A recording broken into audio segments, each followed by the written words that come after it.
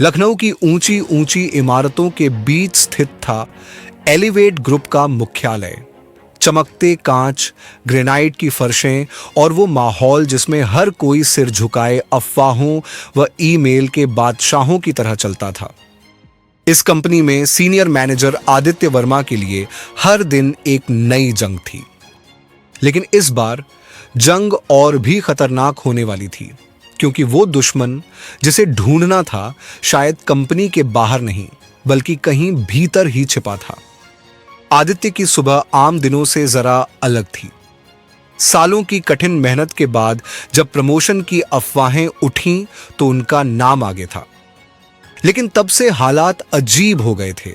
दस्तावेज गुम हो रहे थे, मीटिंग्स की मिनट्स में बातें बदल जाती और बोर्ड को उनके फैसलों पर शक होने लगा था। किसी की चाल साफ दिख रही थी लेकिन चेहरा धुंधला था।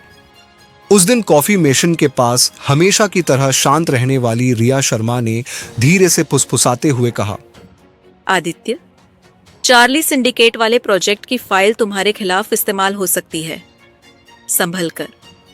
आदित्य चौंक गया। रिया कभी बेवजह न बातें करती थी न यूं निजी सलाह देती। उसे यकीन हो गया कुछ बड़ा खेल हो रहा है।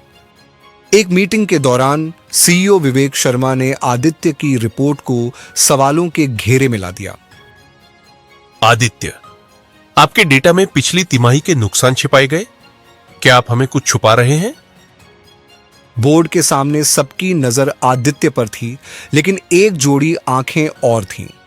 कंपनी के फाइनेंस कंट्रोलर निखिल जैन, जो बड़ी मुस्कान के साथ कोने में बैठे थे। मीटिंग के बाद आदित्य ने निखिल को रोककर पूछा, तुम्हें तो पता है सब डाटा सही है, फिर ये गलतफहमी क्यों? निखिल ने नजर फेर ली। ये तो ऊपर वाले ही जाने दोस्त, मैं अपना काम करता हूं। उनकी मुस्कान में जो ठंडापन था उसने आदित्य के संदेह को और गहरा कर दिया। आदित्य ने अकेले ही छानबीन शुरू कर दी। रात को ऑफिस में रुककर पुराने ईमेल स्कैन किए, सर्वर लॉग्स देखे, यहां तक कि रिया और पुरानी एचआर अधिकारी प्राची से मदद भी मांगी। धीरे धीरे तस्वीर साफ होने लगी। मीटिंग शेड्यूल्स बदल रहे थे और ग्राहक डेटा बाहर जा रहा था। लेकिन वैरन कौन था?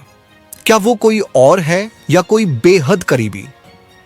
शंका की सुई रिया, निखिल और भी खुद उस पर भी घूम रही थी। क्या कोई आदित्य के लैपटॉप से लॉगिन कर रहा है? अगले दिन रिया ने बताया कि कम्युनिकेशन टीम की इंट्रानेट गतिविधियां संदिग्ध हैं। पब्लिक शेयर पॉइंट से रात में फाइलें एक्सेस की जा रही हैं। आदित्य ने गुप्त रूप से आईटी हेड से लॉग्स मंगवाए।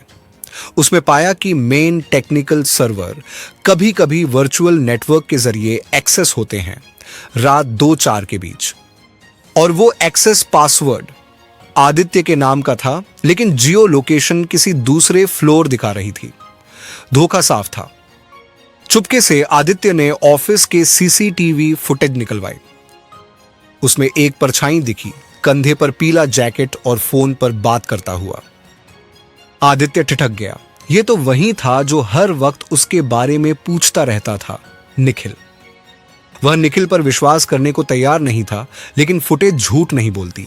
अगले दिन आदित्य ने आपात मीटिंग बुलाई, जिसमें कंपनी लीगल टीम भी थी।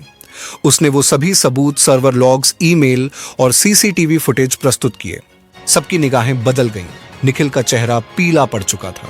विवेक शर्मा ने गुस्से में कहा, निखिल, क्या आपको कुछ कहना है? निखिल बड़बड़ाया, मैंने सब किया लेकिन मजबूरी थी। उसने बताया कि एक अन्य फर्म ने कई लाख की रिश्वत दी थी और यह सारा डेटा कंपनी से बाहर उसी के लिए गया। निखिल को निलंबित किया गया। मामले की रिपोर्ट पुलिस को दी गई, लेकिन आदित्य की राहत पूरी नहीं थी। उसे एहसास हुआ कॉरपोरेट दुनिया में असली दुश्मन कोई बाहर वाला नहीं, अक्सर अंदर वाला ही होता है। कंपनी तो बच गई, लेकिन भरोसे की वो दीवार हमेशा के लिए दरक गई। रिया धीरे से पास आई। अभी लड़ाई खत्म नहीं हुई, कल एक नई शक्ल में दुश्मन फिर सामने होगा। आदित्य सिर झुकाकर मुस्कुराया। अब वो तैयार था कंपनी की रात में छिपे दुश्मन से लड़ने के लिए। अब उसमें भी एक अंदरूनी ताकत जाग चुकी थी। इमारत की खिड़की से झांकता वह शहर भी अब उसे एक नई चेतावनी देता सा दिखा। यहां दुश्मन सिर्फ बाहर नहीं होते, असली लड़ाई अपने भीतर के डर और लालच से होती है।